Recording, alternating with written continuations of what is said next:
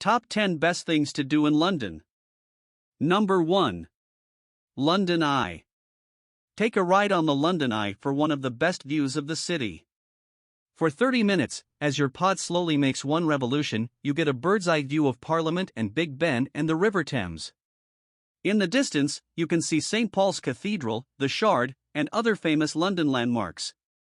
The cost of a general ticket is $32.50. Fast-track tickets start at £55.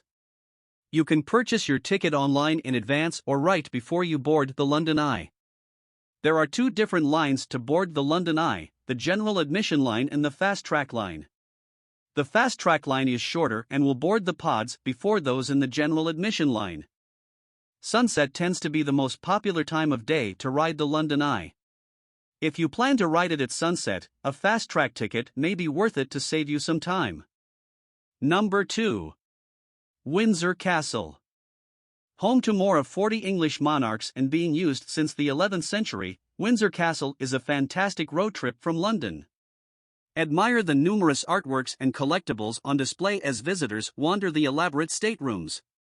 If you have the time, take a walk along the Lawn Walk, a tree-lined road that runs nearly 3 miles and is part of the castle's park. A trip to Windsor is a must, despite the constant crowds. Many people who have been there before say that it is a wonderful place to visit while in London. In addition, those who were traveling with mobility issues reported that they had no trouble exploring the castle. Windsor Castle is regularly open from 10 a.m. to 4 p.m. from spring through October. It is open to visitors every day from 10 a.m. to 3 p.m. from November to February. Number 3. Hampstead Heath. With a massive 790 acres, Hampstead Heath is one of London's largest parks. From Parliament Hill, it offers superb views of London from atop one of the city's highest peaks. There are numerous large ponds, wooded areas, and grassy fields in the Heath.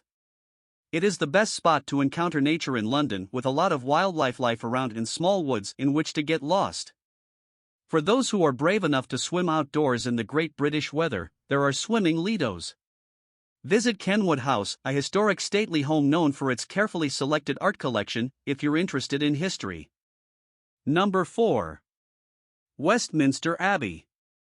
This medieval church, graced by many royal weddings and coronations, offers a magnificent peek at London's far-reaching history. Westminster Abbey is generally busy, and the staff keeps you moving at a pretty swift pace, so do a little research ahead of time to avoid missing your personal must-sees.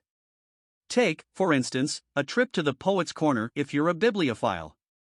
This is the final resting place of renowned authors Geoffrey Chaucer, Charles Dickens, and Rudyard Kipling, among others. If you're fascinated by all the intrigues surrounding the British royalty, you might like to visit the shared tomb of enemies and half-sisters Elizabeth I and Mary Tudor. Take advantage of the multimedia guides, which are included in the price of admission and are available in 14 languages, if you want to see the Abbey at your own pace but still need a little help understanding the history. Alternately, you can go on a guided tour led by the vergers of the Abbey to see special places that no one else can see, like the tomb of St. Edward the Confessor. In addition to the price of general admission, you'll have to pay £10, or about $14, to take this tour. Even though most tourists agree that Westminster Abbey is a must-see attraction, some complain about the high cost and large crowds. Number 5. Houses of Parliament. Step through halls where history was made time and again by visiting the British Parliament. Guided and self-guided tours, which come highly recommended by recent travelers, take visitors through multiple areas of the building, including Westminster Hall, the oldest building on the parliamentary estate, which is more than 900 years old, the House of Commons Chamber and the House of Lords. If you're not interested in perusing the corridors that make up the United Kingdom governing body, many travelers say that simply admiring the iconic structure's impressive exterior is enough, and an absolute must-do for anyone visiting London. The majority of Saturdays throughout the year, as well as the majority of weekdays during parliamentary recess, are open for self-guided and guided tours. The self-guided tours, which come with an audio guide and are available in multiple languages, last about 90 minutes and cost adults £25, or about $30. For every adult who pays full price, one child can tour for free. Number 6. Natural History Museum.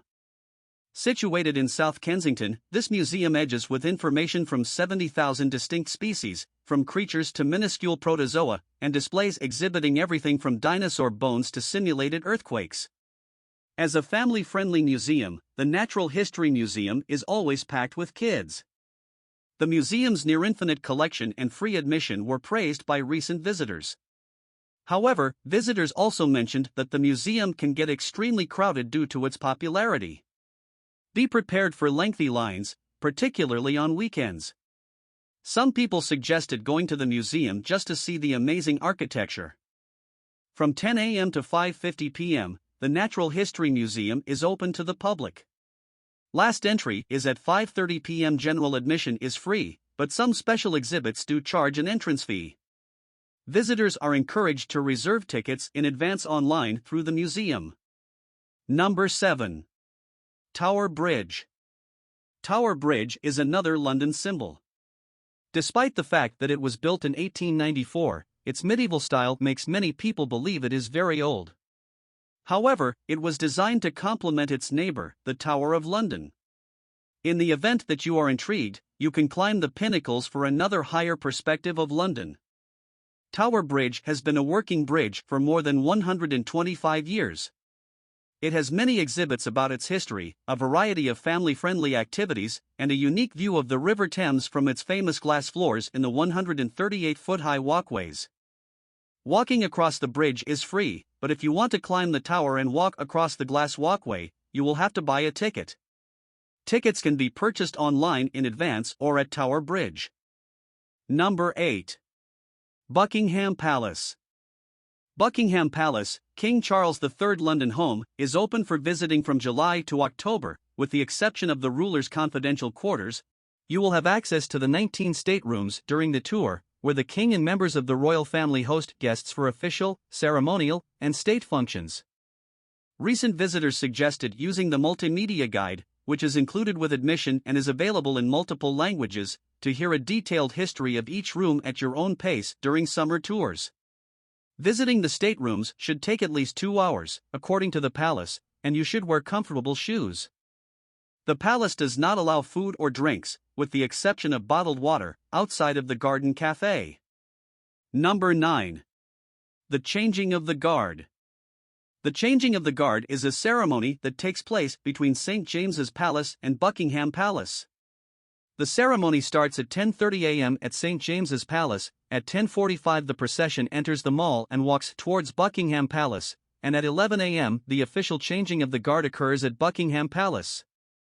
This event can be observed in front of Buckingham Palace and on the Mall. It helps to get here early, as much as an hour early during the very busy summer months, to get a decent spot. Every other day at 11 a.m., usually on Monday, Wednesday, Friday, and Sunday, the guard is changed. This schedule can change and the ceremony won't happen in severe weather conditions. Number 10. St. Paul's Cathedral. St. Paul's Cathedral, which has one of the largest domes in the world, dominates the skyline of London. It's also a survivor, although an older incarnation burnt during the Great Fire of London in 1666, the current dome, designed by Sir Christopher Wren and officially completed in 1711, survived numerous World War II bombings. Climbing to the Golden Gallery's top of the dome is highly recommended by visitors to maximize your experience. After climbing the 528 steps, you'll be rewarded with expansive views of Shakespeare's Globe, the Tate Modern, and the River Thames. Though some reviewers are put off by the pricey admission, most agree that a peek inside is well worth the extra coin. And that's all, folks. I want to thank the support my channel is receiving. It means a lot to me. See you in the next one.